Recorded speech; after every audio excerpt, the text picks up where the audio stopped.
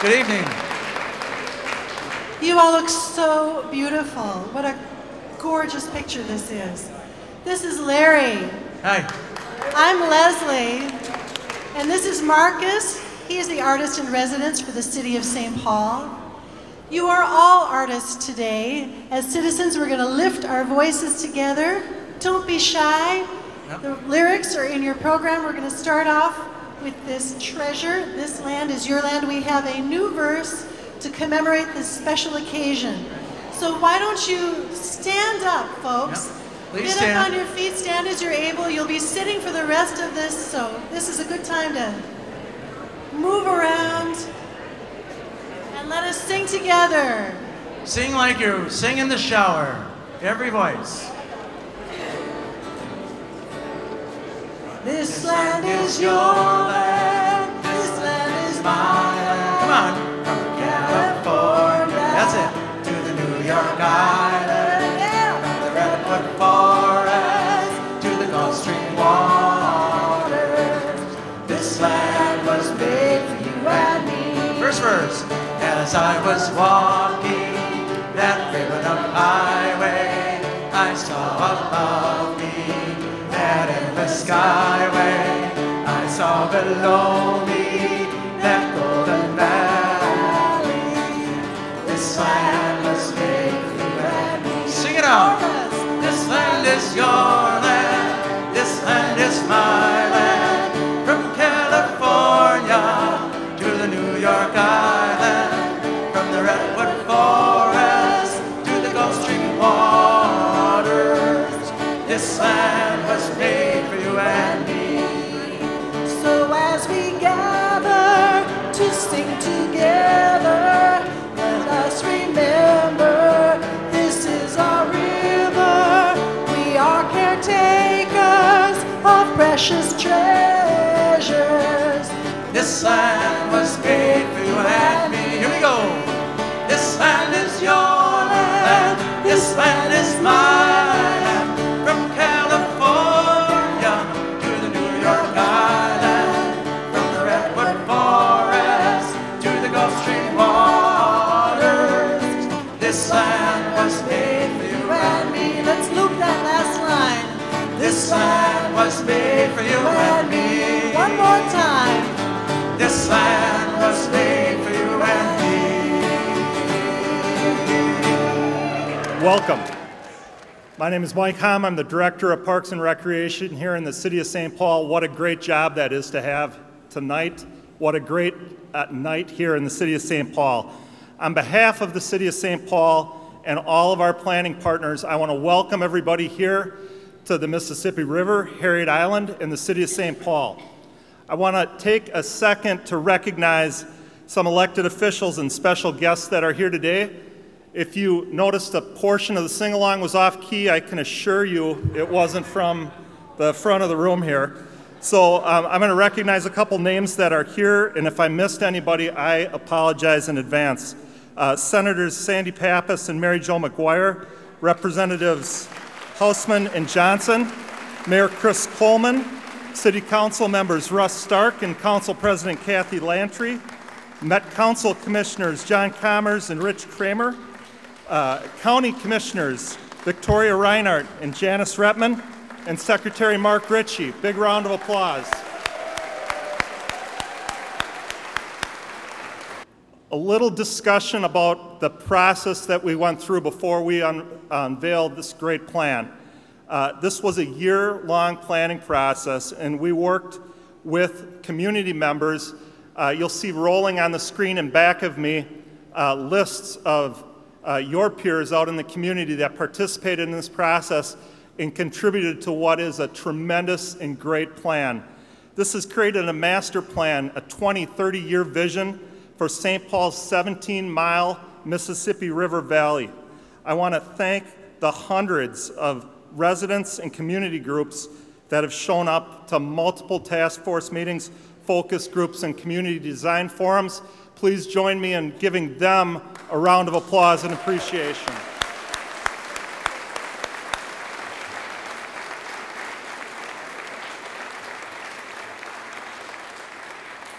I also want to publicly thank our partners and consultants and staff. Thank you so much. They've been outstanding, world-class, the best in the business, resulting in this team. Patrick Sieb and his team at the St. Paul Riverfront Corporation. Paul Labovitz and his team with the National Park Service. A national design team that was brought together from all around the country, led by Bill Wink and Associates out of Denver, Colorado, and Minnesota's own Hoisington Kogler. And our city staff, my team, led by Jody Martinez and Don Ganji.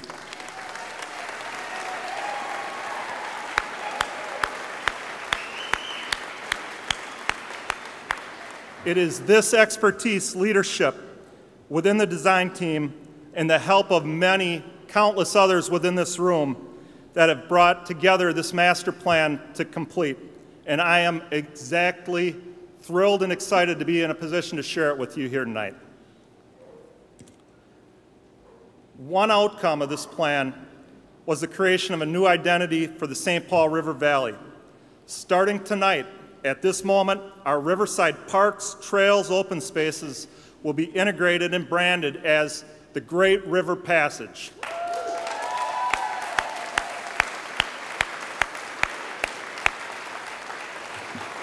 This new identity speaks of a connected system of parks, trails, and experiences all up and down the riverfront.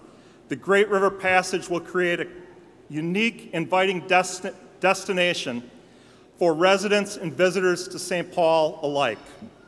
Parks and trails within the Great River Passage, like Hidden Falls, the Sam Morgan Trail, and Pig's Eye Regional Park, will keep their individual identities, but within the overall brand of the Great River Passage, which we believe represents what the Mississippi River means to St. Paul, an inspiring, epic river that is the lifeblood of our community. The Great River Passage Master Plan will guide redevelopment of over 3,000 acres of river parkland over the next 2 decades. It calls for an integrated system of parks and trails, restored habitats, riverfront parks and activity centers, new life for industrial uses, better trail connections, and more river access.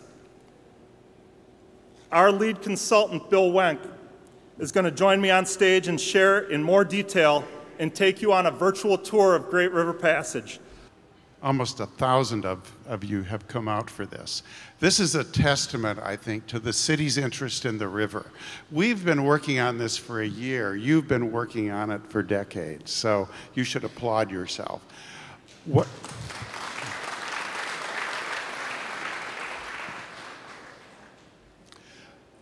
Looking at the river, what we've learned is what a tremendous, precious resource you have. From Pig's Eye here on the left, this vast, open, natural area that's virtually inaccessible, to the downtown, which has tremendous potential to connect to the river, through the valley, under Interstate 35, and then to the gorge. Each of these have distinctly different characters and qualities. I'd like to say that we've come up with some wonderful original ideas, but you have to understand we're building on a planning process that started years ago. Out of that process came 3 principles. The corridor should be more natural, more urban, and more connected. So we're building on those principles, and out of the hundreds of recommendations that we're making, I'm going to summarize the plan over the next 10 minutes or so in 4 key ideas and plan recommendations. The first recommendation is that we need to protect and enhance the natural environment. And when you saw this slide come up, you probably noticed that all of that dark green area popped into the screen. Those are the natural areas that would be preserved and protected under the plan. It's by and large the majority of the corridor because these are great resources. What I'm going to do now is focus on Pig's Eye as an example of what it means to be, what the natural area of the future is going to be. In this image on the right, you can see Highwood Bluffs. Highwood Bluffs becomes an extension of a regional park, comes into the public realm with a trail network and connecting to the neighborhoods on the east side. It links to Pig's Eye. Pig's Eye itself becomes accessible with a network of trails, and habitat there is restored. Battle Creek is restored as part of an intensive effort to improve habitat and ecological quality. One of the key ideas that the basis for the plan is to establish a series of preserves. You probably know the Heron Rookery is already a preserve. There are other very special landscapes in the corridor, especially on the slopes and on the bluffs, that deserve similar preservation. Landscape management is critical to our plan. We need to reintroduce natural processes into the city to assure that ecological richness, diversity, and invasive species are taken out of the corridor, and that natural diversity continues for future generations. We do introduce trails into natural areas as they are now, so that there is a hierarchy of trails and trail types and experiences that take people into natural areas without disturbing those most sensitive of areas. The second point is that we need to bring life to the river.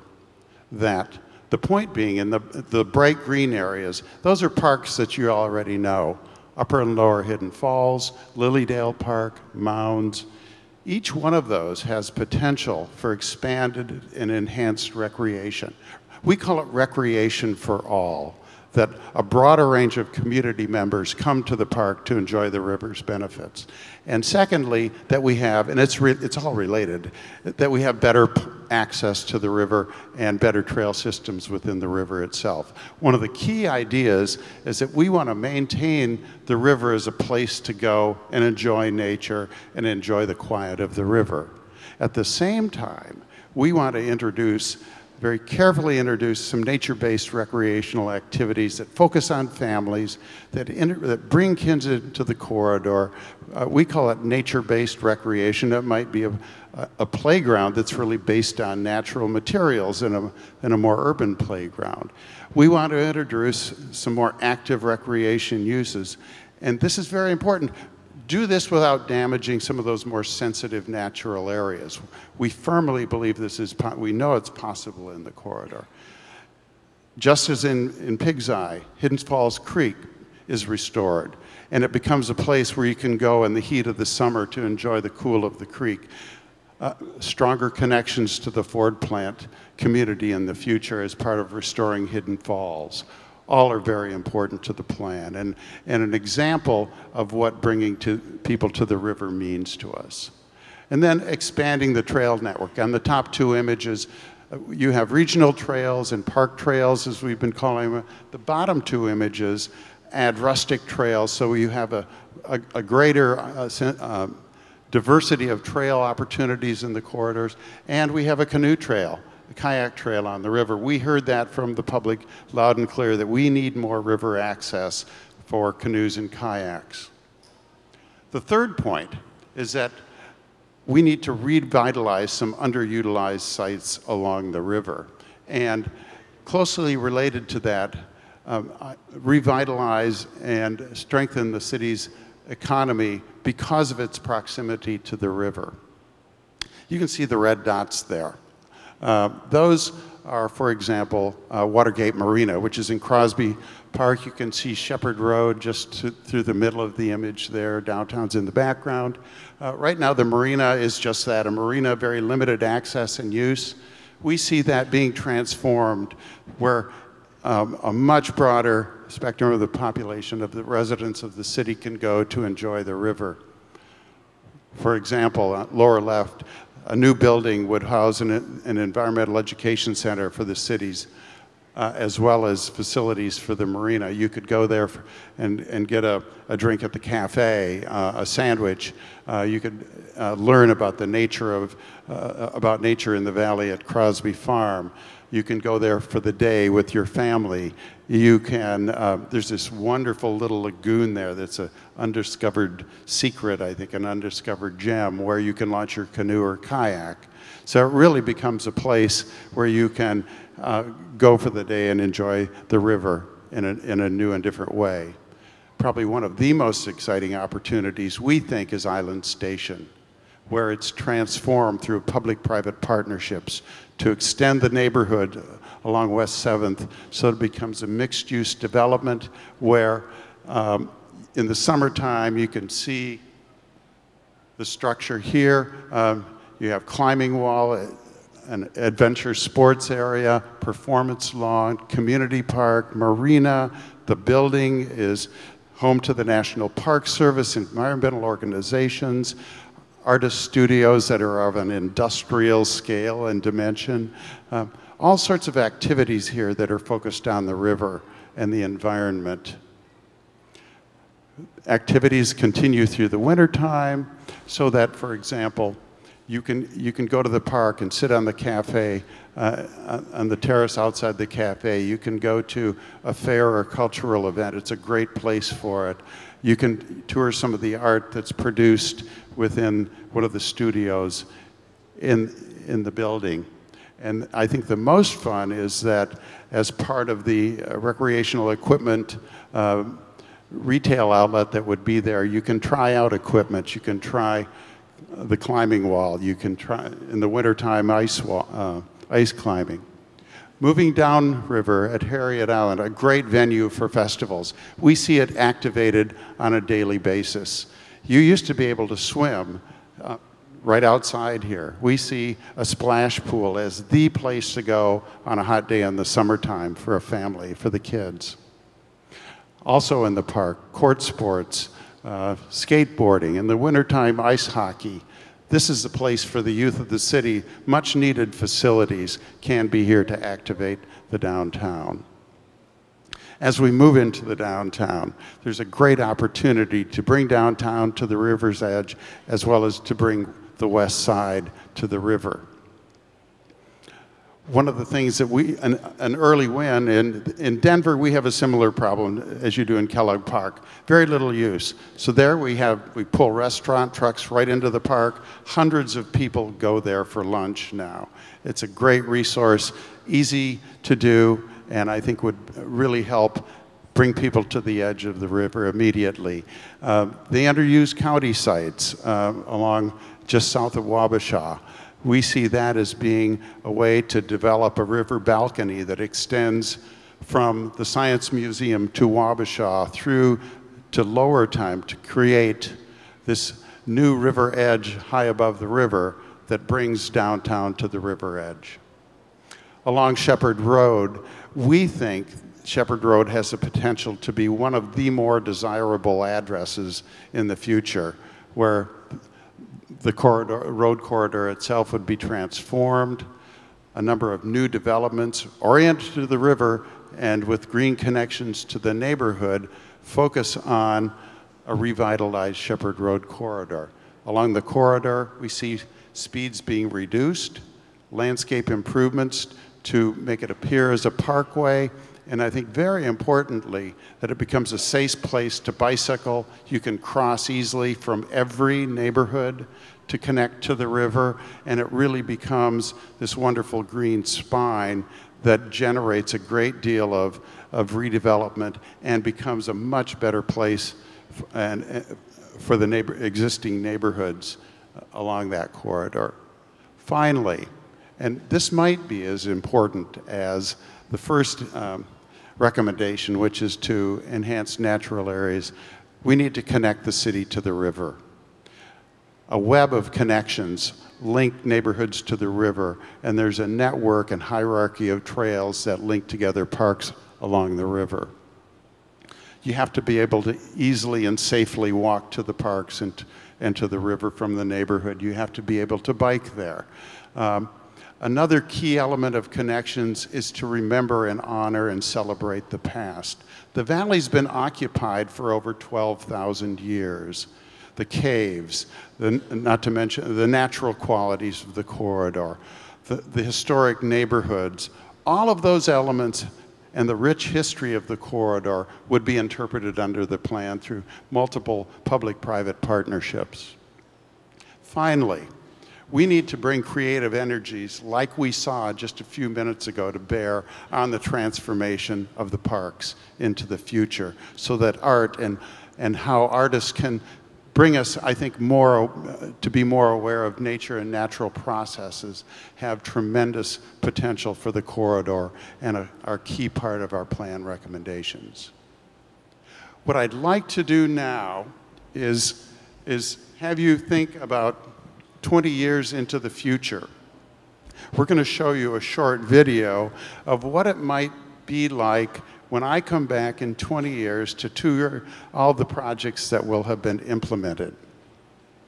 Miles of Mississippi River, over 3,000 acres of parkland, and opportunities to enhance the economic vitality and livability of Minnesota's capital city. We'd like to take you on a tour of the Great River Passage, a look at what the future can hold for our river valley. Upper and Lower Hidden Falls Parks will provide new outdoor recreation opportunities for all ages and all abilities. Hidden Falls Creek will be restored.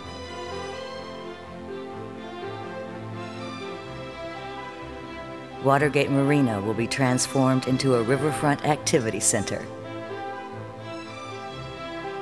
a hub for environmental education, a place to launch a canoe or kayak, to picnic with your family, fish, or just relax. You might buy a snack at the cafe, rent a bike or canoe in the summer, or skis in the winter. Watergate Marina lies at the threshold of the vast natural areas of Crosby Farm and Lilydale Park, where wildlife habitat will be restored and invasive species managed. Wetlands and marshes will be created to clean urban stormwater runoff, bringing an even richer diversity of wildlife to the river valley. Natural areas will be special places to discover the wonders of the river valley. Changes in industry along the river present opportunities to create new jobs, green spaces, places to live and shop, and more access to the river.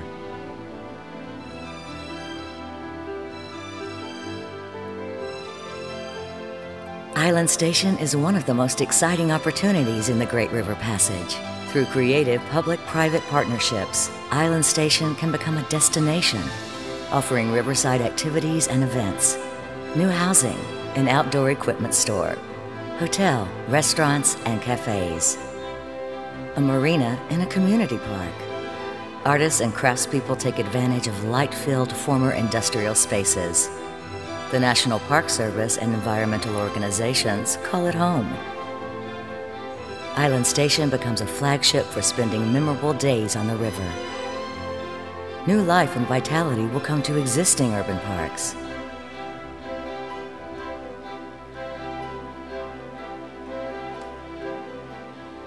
At Harriet Island, a new splash pad will be the place to cool off on a hot summer day. A new skate park becomes an urban oasis for youth.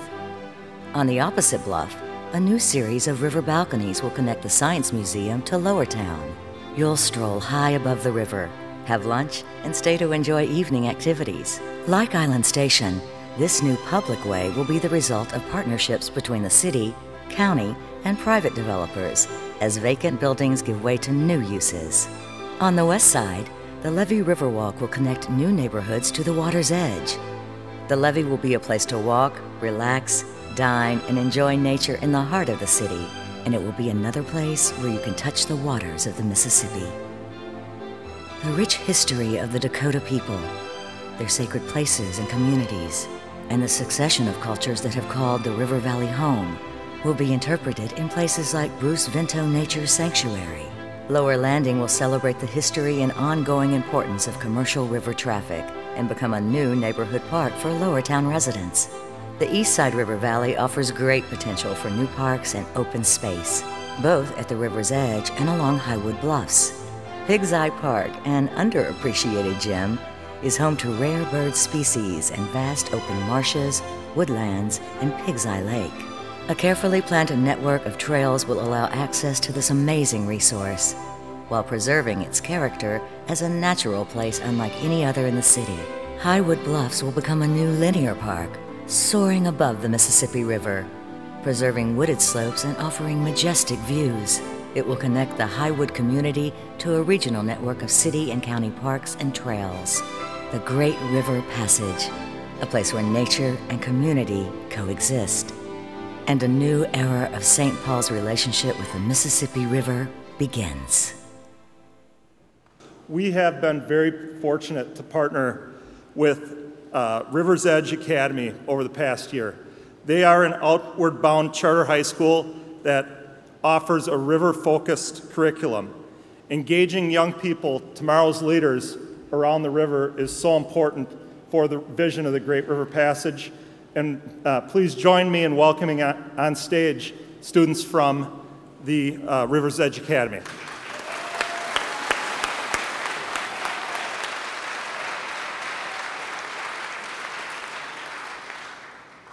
Hello, my name is Ryan Martinez Garcia, and this is Bailey Hurlbutt and Paige Schneider. River's Edge Academy, in partnership with parents and community, provides urban high school students for their future education and careers by challenging them with rigorous academics, innovative projects, and an interdisciplinary curriculum.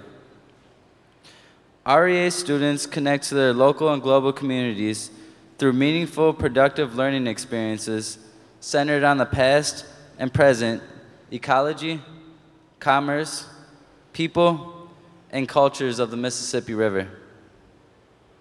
Last Friday, I graduated from River's Edge Academy.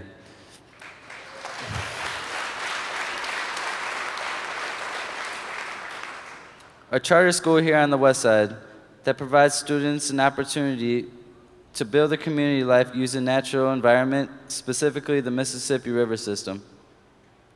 It engages students to work, and it's hands-on, standard-based, and college preparatory. We are grateful to have been a part of the listening sessions and planning for the Great River Park Master Plan. Young people are the future of St. Paul, and the natural environment is important to our community. We feel strongly about being a part of this master plan and will work to care for the river in all that we say as well as all that we do. We've prepared a spoken word piece for this special event.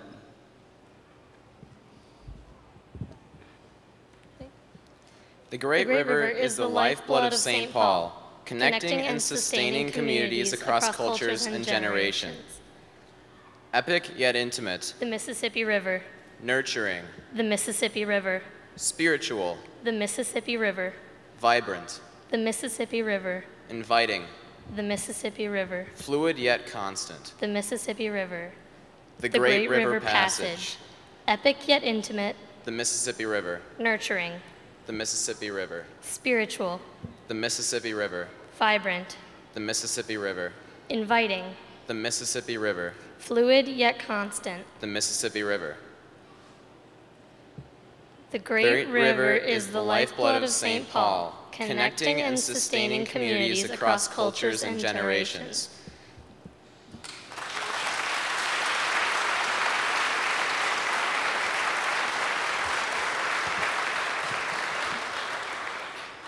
On behalf of River's Edge Academy, thank you for including us in the launch of the Great River Passage. It has been an honor to be a part of this celebration.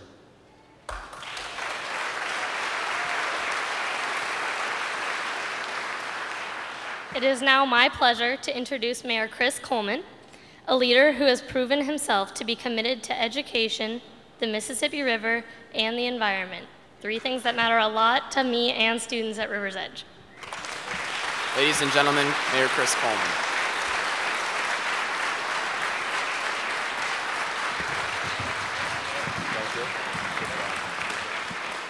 All right, let's give another hand for our kids from River's Edge Academy. As we were starting off this rally with a little singing, you all were great. I don't care what Mike said. I heard no out-of-tune voices for that. You were all perfectly in tune, perfectly in pitch, and it was great. But I felt like I was at a high school rally. Now, it's been a while since I've been at a high school pep rally, but it almost felt like the enthusiasm, the excitement, the just true love and passion for the river, this incredible, incredible natural resource that pours through the city of St. Paul. It was just, it was really wonderful to have you all out here, have you all out singing, and having you all be a part of this vision for this great river and this great resource and this great city that we get to call home. I was just over in Spain at a conference, and as I was trying to explain to people where St. Paul was, they all kind of got this puzzled look on their face. And I said, it's Minnesota. And the puzzled look didn't go away. And I said, the middle of the country. And they kind of started to get a little glimpse of knowledge. And then I said, the headwaters of the Mississippi River. And everyone in that audience knew exactly where this was. Everyone in the audience knew exactly what the Mississippi River was. And every one of those understood the power of this great river. When you think about what we have here, it is truly unique. It's not just because we have 17 miles of riverfront along the Mississippi, more miles of riverfront than any other place along the Mississippi River. It is because we as a community understand the power of this river. We're reclaiming it bit by bit, piece by piece, and we are no longer, ever, ever, ever going to turn our back on this incredible, incredible resource that we have.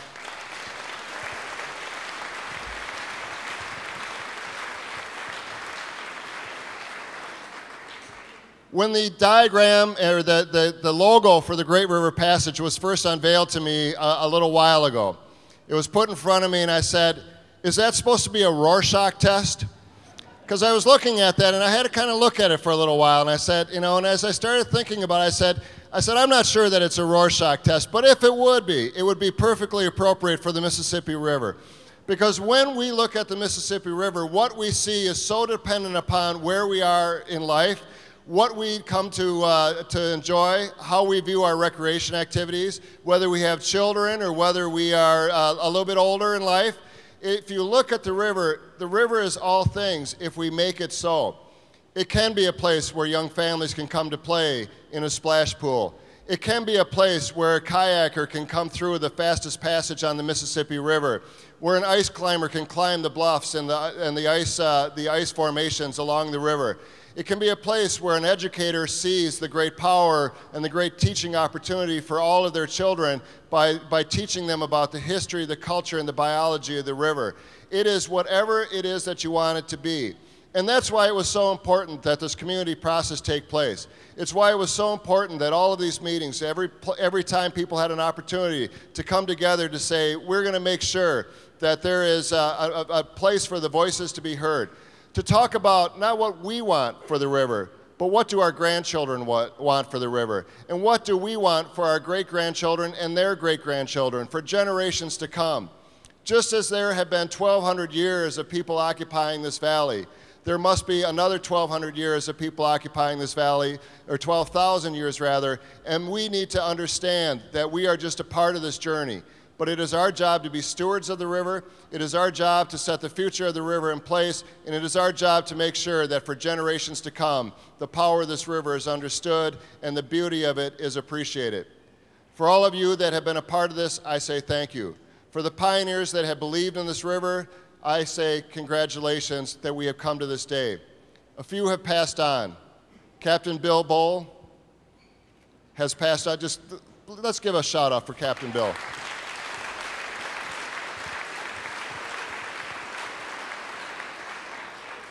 Dick Broker, an early pioneer who understood what this river could truly be. We have folks that haven't passed on, but I see Paul Barrett in the audience back there. Paul, thank you so much for your vision and your support for these efforts. Thank you so much.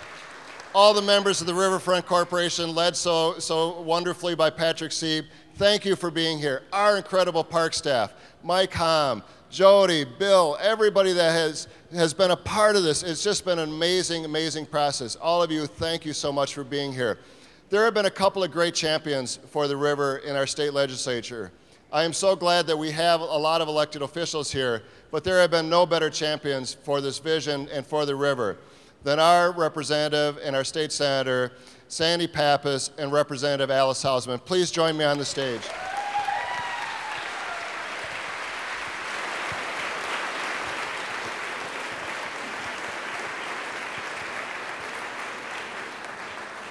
Now, normally when I proclaim things, it's a solo act, but I have the Pips up here with me tonight, so we're going to actually sing the proclamation. No, we're not going to do that. So, if we could, we're going to do a little proclamation here, and start us off, please. It's my privilege to be here tonight, and congratulations to all of you for the wonderful job you've done. Whereas the Mississippi River has shaped the history and growth of St. Paul as a city, its power, size, and vast resources having connected early residents of the city to the nation.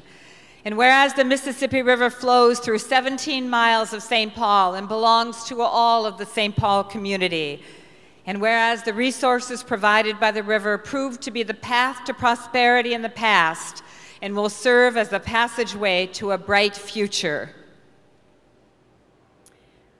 Whereas those who used the Mississippi before us have left its beauty, current, and richness for our use and pleasure, it is now our duty to preserve this natural wonder and enjoy its power and greatness. And I think I have a different version than her, because mine says, whereas the Mississippi's shores flow through 17 miles of St. Paul, serving, we want to reinforce that, serving as the lifeblood of the city. And whereas the Mississippi River has served the city of St. Paul to make it a more beautiful and prosperous city. Take it away, Mayor. Now therefore, I, Christopher Coleman, do hereby declare that this 17-mile stretch of the Mississippi River shall forever be known as the Great River Passage. Congratulations.